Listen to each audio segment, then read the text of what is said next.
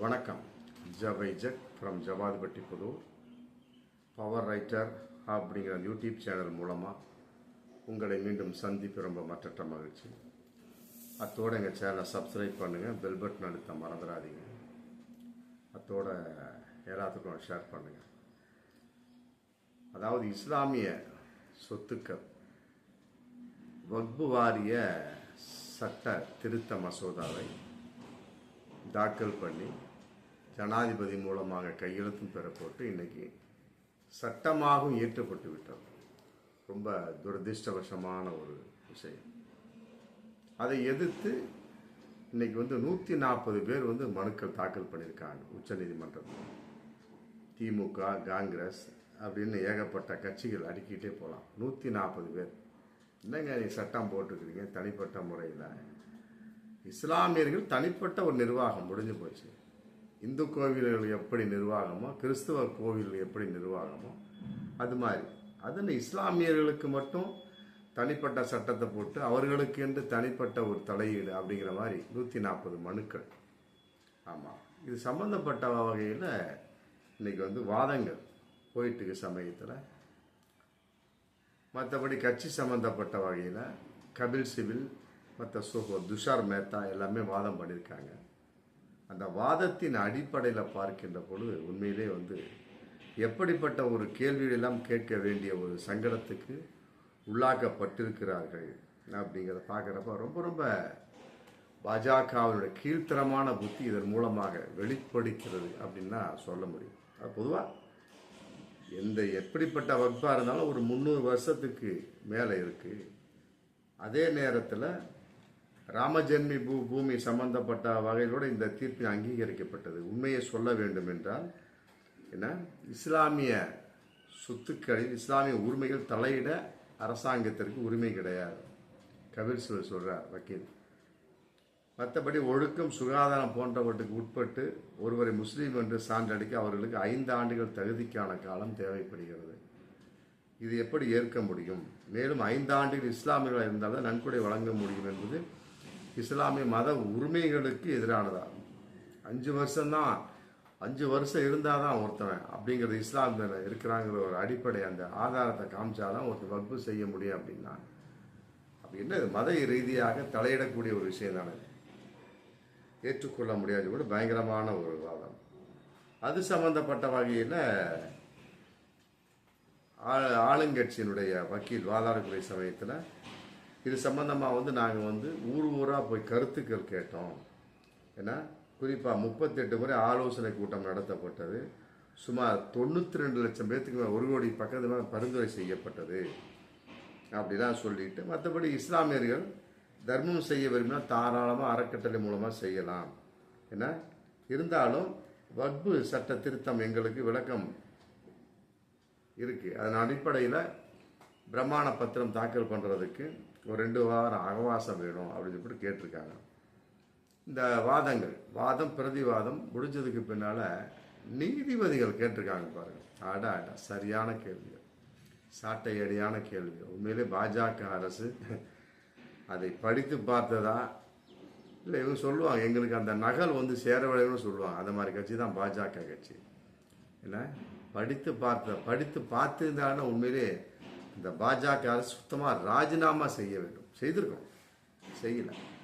எதுக்கு செஞ்சுருக்கிறாங்க? ரயில்வேல ஏற்பட்ட அடிக்கடி விபத்து, மற்ற எத்தனையோ பிரச்சனைகள், ஒன்றுக்கு கூட ஒரு ஆள் கூட இன்னைக்கு வரைக்கும் ராஜினாமா செஞ்சதே கிடையாது. அந்த அளவுக்கு ஒரு நெஞ்சழுத்தமான ஒரு ரோசமற்ற ஒரு தனமான கட்சி தான் பாஜக. அதன் அடிப்படையில் அது குறுக்கிட்ட நீதிபதிகள் கேட்டிருக்காங்க. அதாவது இந்துக்களுக்கு தான் சட்டத்தை இயற்றியுள்ள அரசு, அதே போல் இஸ்லாமியர்களுக்கும் நாடாளுமன்றம் சட்டம் இயற்றியுள்ளது. ஆனால் இது என்ன பாகுபாடு? குறிப்பாக பழங்குடியினுடைய சொத்துக்கள் மற்றபடி அனுமதி இல்லாமல் மாற்ற முடியாது என்று சட்டம் இருக்கு இல்லையா?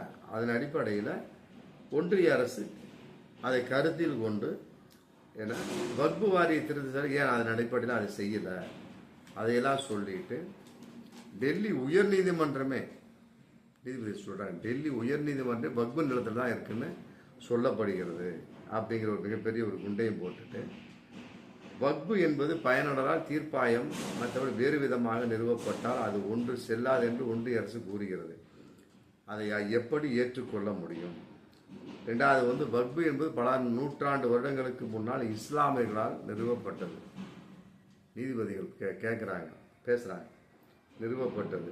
அதில் தலையீடு முடியும் என்பது எங்களுடைய மிகப்பெரிய கேள்விக்குறியாக இருக்குது. அது எப்படி தலையிட முடியும் அப்படிங்கிறது. மற்றபடி இந்து அறநிலையத்துறை சம்பந்தப்பட்ட வகையில் அவங்க மட்டும்தான் நிர்வகிக்கக்கூடிய ஒரு சூழல். ஆனால் வக்பு சட்டத்தில் மட்டும் புதிய நடைமுறை ஏன் ஒன்றிய அரசு கொண்டு வந்திருக்கிறது? அது குறிப்பாக சட்டமாக இருக்கும் வக்பு சட்டத்தால் நிலத்தை பதிவு செய்வது மிகவும் கடினம்.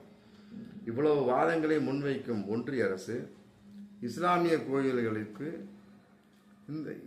இந்துக்களை நியமனம் அறங்காவலர் நியமனம் செய்திருப்பதை போல சட்டப்படி இந்து மத கோவில்களுக்கு இஸ்லாமியர்களை நியமனம் செய்ய உங்களால் ஏற்றுக்கொள்ள முடியுமா? என அறக்கட்டையில் அனுமதிப்பீர்களா? ரொம்ப அற்புதமான ஒரு கேள்வி. இந்த ஒரு கேள்வி இன்னைக்கு வரைக்கும் இந்தியாவை கதிகலங்க வைத்திருக்கக்கூடிய கேள்வியாக இருந்துட்டு. அதே மாதிரி மசூதிகள் எல்லாமே 13 மற்றும் 14, 15ஆம் நூற்றாண்டில் கட்டப்பட்டவை. இதுக்கு போய் நீங்கள் சேல் டிட்டா கேட்டால் எப்படி கொடுக்க முடியும்? அந்த காலத்தில் சேல் டிட்டா அவங்க பாட்டு வக்பு பண்ணிட்டு போயிடுறாங்க, முடிஞ்சு போய் அதை வச்சுக்கிறாங்க, அவ்வளோதான். இதுக்கு போய் சேல் டிட்டா கேட்டால் எப்படி சாத்தியமாகும்? ஏன்னா மேலும் வக்பு சொத்துக்கள் எது வக்பு சொத்தா இல்லையா என்பதை அரசொத்தா என்பதை அதை அரசை ஆராய்வதற்கு மாவட்ட ஆட்சியர் எவ்வாறு நீங்கள் நியமிக்க முடியும்? கலெக்டர் எப்படி நியமிக்க முடியும்? அது ரெண்டாவது கேள்வி. மூணாவதா எப்படி இருந்தாலுமே சரி, தற்போது நாங்கள் இடைக்கால எந்த ஒரு தடை உத்தரவு பிறப்பிக்கல. இப்படிப்பட்ட விஷயங்களை நீங்கள் திருப்பி அனுப்பிச்சிட்டு மற்றபடி எங்களோடு அதுக்கு விளக்கம் அளிக்கணும்னு சொல்லி போட்டு இன்னைக்கு நோட்டீஸ் விட்டுருக்காங்க மத்திய அரசுக்கு. ஆமாம். ரெண்டாவது ஆல்ரெடி வக்பு இதில் சொல்லப்பட்டவர் 2 ஓய்வு பெற்ற நீதிபதிகள் நியமனம் செய்வது உண்மை செல்லத்தக்கது. மற்றபடி எதுவுமே பிரச்சனைக்குரிய விஷயம்.